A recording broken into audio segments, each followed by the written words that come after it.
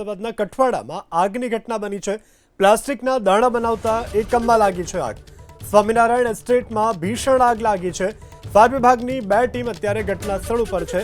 આગની ઘટનામાં સદનસીબે કોઈ જાનહાનિના સમાચાર નથી પ્રાપ્ત થયા। તો અમદાવાદના કઠવાડામાં આ આગની ઘટના બનવા પામી છે। પ્લાસ્ટિકના દાણા બનાવતા એકમમાં આ ભીષણ આગ લાગી છે। તો પ્લાસ્ટિકના દાણા બનાવતી સ્વામિનારાયણ એસ્ટેટમાં ભીષણ આગ લાગી। સદનસીબે કોઈ જાનહાનિના સમાચાર હજુ સુધી પ્રાપ્ત નથી થયા।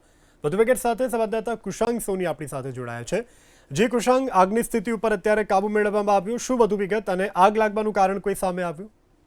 જો આગ ઉપર અત્યારે કાબુ મેળવી દેવામાં આવ્યો છે। અમદાવાદના કઠવાડા વિસ્તારથી જ્યાં આગળ આવેલું છે તેમાં અમીન પ્લાસ્ટિકના દાણા બનાવતું એકમ હતું।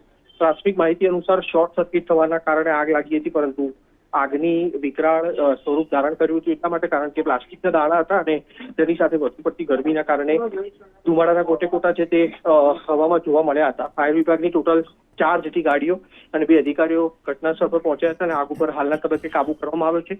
મળતી માહિતી અનુસાર કોઈ પણ દુર્ઘટના આખી આગ લાગવાની ઘટના બની તેમાં સામે નથી આવી, જેના કારણે ફાયર વિભાગની ગાડીઓ છે તે હાલ રવાના થવા માટે પણ ત્યાં આગળથી નીકળી ચૂકી છે। જી કુશાંગ, સમગ્ર જાણકારી બદલ આભાર। તો હાલ તો આગ પર કાબુ મેળવવામાં આવ્યો છે, કોઈ જાનહાનિના સમાચાર નથી।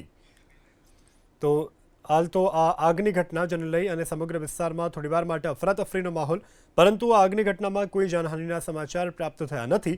આગ પર સંપૂર્ણપણે કાબુ મેળવી લેવામાં આવ્યો છે। પ્લાસ્ટિકના દાણા બનાવતી આ ફેક્ટરીમાં આગ લાગી, જેના કારણે આગે વિકરાળ સ્વરૂપ ધારણ કર્યું હતું। તો કઠવાડાની આ ઘટના છે કે જ્યાં પ્લાસ્ટિકના દાણા બનાવતા એકમમાં ભીષણ આગ લાગી હતી અને હાલ આગ પર કાબુ મેળવી લેવામાં આવ્યો છે।